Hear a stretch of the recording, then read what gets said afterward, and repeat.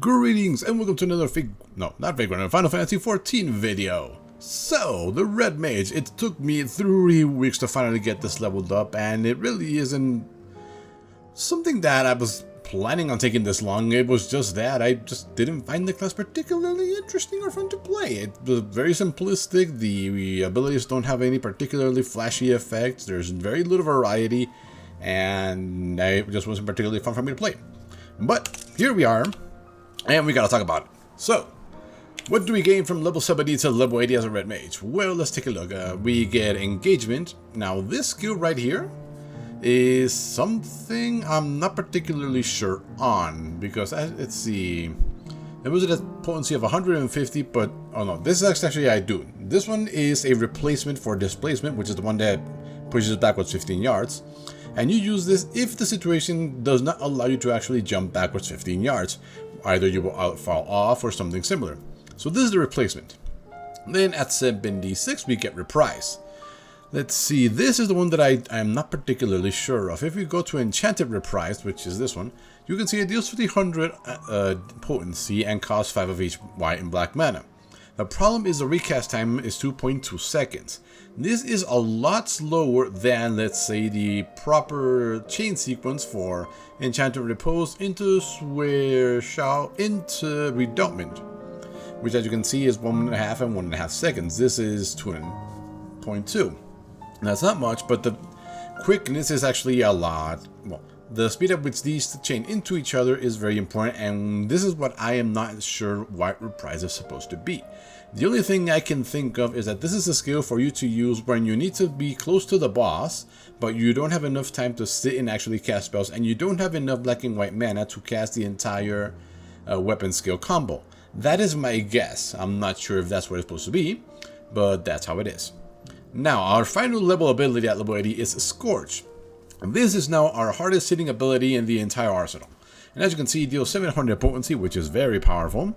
But as a combo action is Ver Flare or Ver Holy. So this is the new weapon skill combo finisher of the entire thing. So as you can see, it increases both black and white mana by 7. Okay, nice. Dual 2 exchange to Scorch upon landing either Ver Flare or Ver Holy.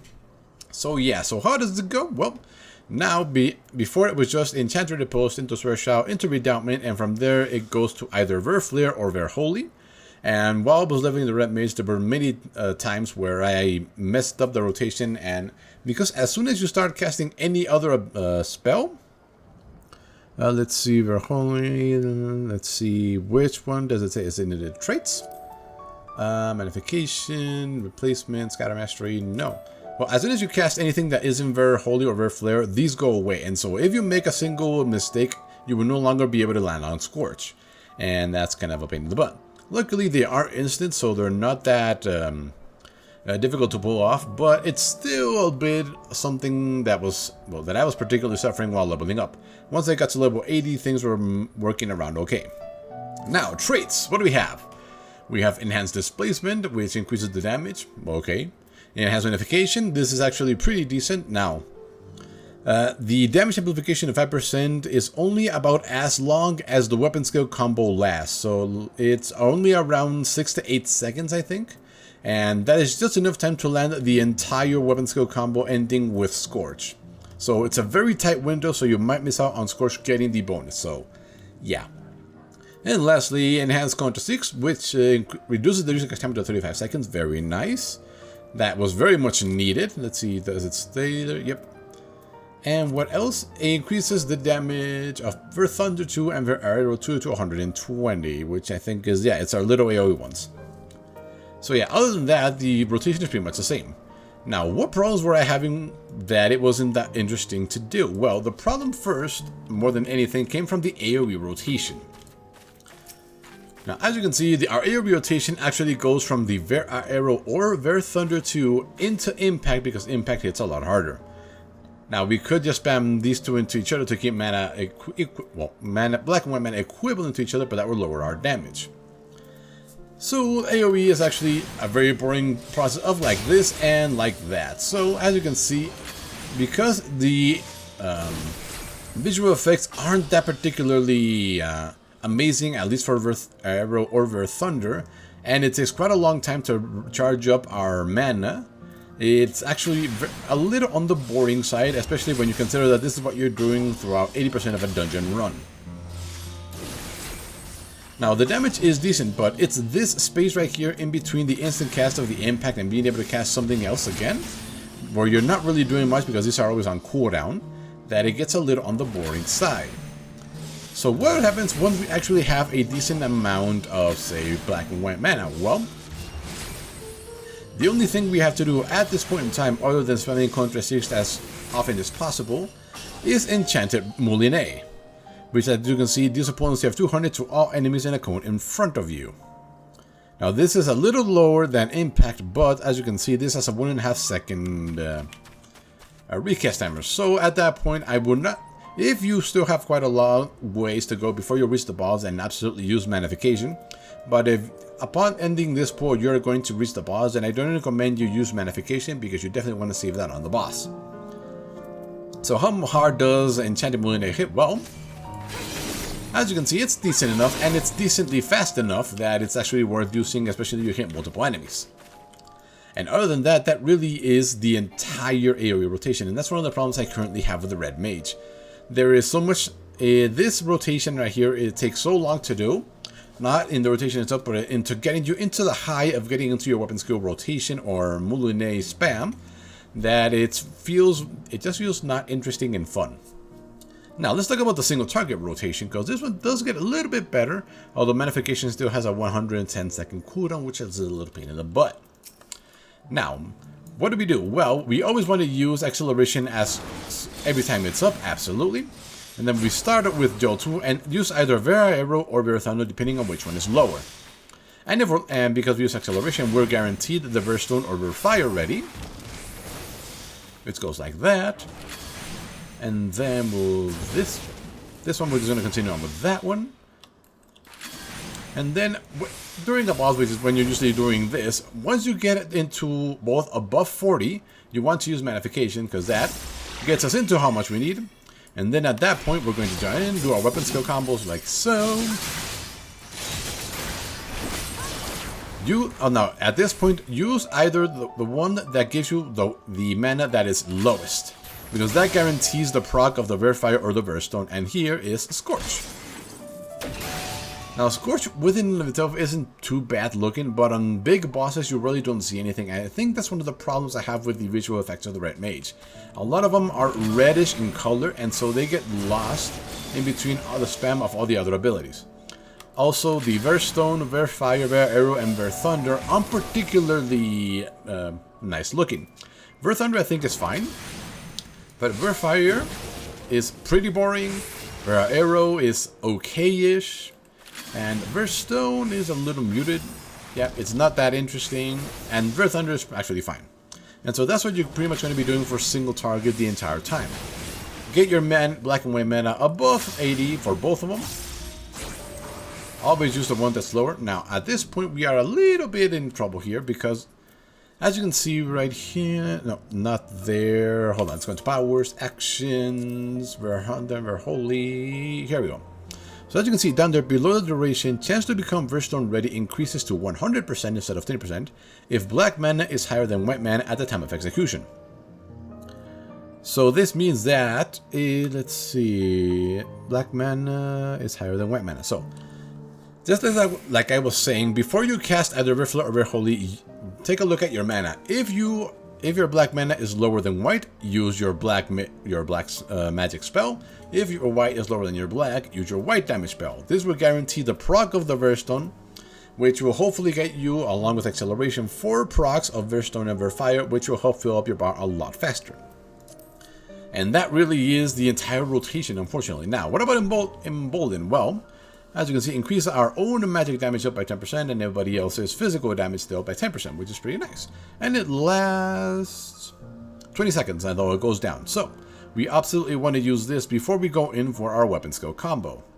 And hopefully after we use Manification for even more damage. Unfortunately, the recast timers are a little off, so Embolden will come up after your second Manification, which is a little bit in the butt, but you could waste 10 seconds to get them both up, which I think is the optimal thing to do. Now, what about our healing that we used to be able to abuse in Stormblood? Well, let's see. How much do we actually get healed for? That is 10,000, so 20,000. So it is definitely not bad. As an emergency heal on a tank or somebody, being able to heal 20,000 instant, well, within, what's the cast time? Within 2 seconds is definitely not bad. Considering we ourselves have around 70,000 in essentially green gear, as you can see. This is just the gear you get from the story quest and a bunch of green stuff from dungeons. Tanks should have around 100,000 HP, I would guess, so 20,000 on an emergency heal is definitely not bad. So what other abilities do we have that we have not talked about? Race, obviously use this if somebody dies. You're the best at it because it's going to be instant for you no matter what. Saving the healers, Swift Cast, or something more important. Lucid Dreaming, from what I've experienced in dungeons, especially end game ones, we actually do burn through some amount of mana, especially if we are using emergency healing or resist or something around those lines. So Lucid Dreaming is definitely something you want to keep on your bar. Modification, we are talking about Swift Cast. I'm not really sure what the use of this one would be, honestly, since we do benefit from double cast. So I'm not really sure on that one. Mercure, we already talked about.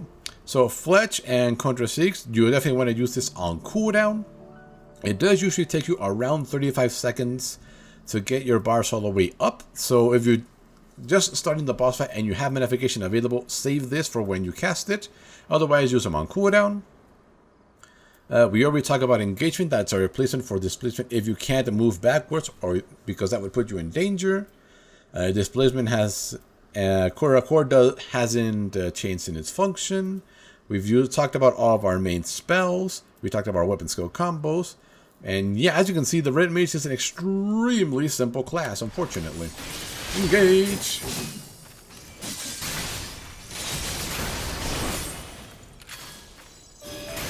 And into Scorch. And yeah, that is essentially what the Red Mage does. It just repeats this pattern over and over again, using these two abilities on cooldown whenever possible. Making sure, oh, and we are very ready, so dodge in again. And Black Mana is lower, so we use Rare Flare to guarantee the proc. Then we go into Scorch. And because both of these are ready, we're going to use both of them. And yeah, that is essentially the Red Mage. As you can see, not a very dynamic class, which kind of sucks for it, unfortunately.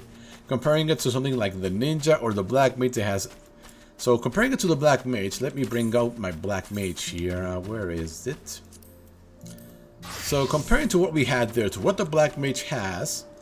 Let's see, if I recall, we started off with this, and then we go into Enochian, into Blizzard 3... into this, into Fire Force. As you can see, the visual effects on the Black Mage are just significantly better in every aspect. And also, even the pose of the character, like trying to control this unfathomable power, just makes it feel so much better in my eye. And from this end, at this point, we go into Despair, because we don't enter the mana, and there it goes! Into that or that, and then to reset everything. So that's the standard Black Mage rotation. As you can see, there's lots of very flashy animations. Even the pose that our character gets into is like trying to control unfathomable power, and is pretty good looking. So now let us compare this with the Red Mage. So, and I think one of the problems I have with the Red Mage is the fact that its melee attacks don't have that much visual impact. So let's start from 0, acceleration into this. Use that on cooldown. We won't use the other one because we're going to use Magnification, so we want that to be ready.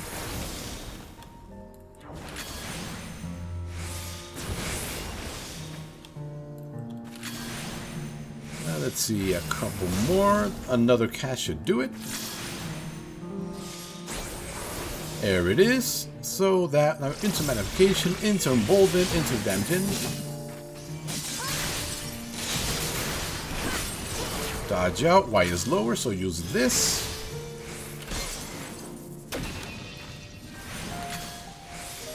And that small, what's it called, the high of the melee combo going into our Scorch and our Verholy, that is the high that we are seeking, but unfortunately it takes quite a significant amount of time to get there, and this rotation right here isn't that interesting to me, at least. Let's see, let's finish it off one more time. There we go, so now we're ready. Now we dash back in, and I think one of the problems is this. On big bosses and raid bosses, this doesn't really stand out that much.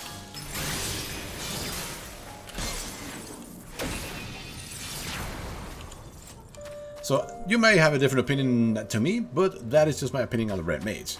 So as you can see, the rotation is actually very, very basic. There's nothing that you might change up at all. The only difference is using either engagement instead of displacement if you can't jump back to 15 yards because it would put you in danger.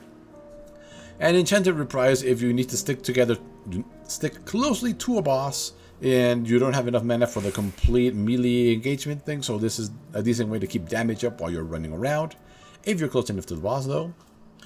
And really, other than that, yeah, that is the Red Mage.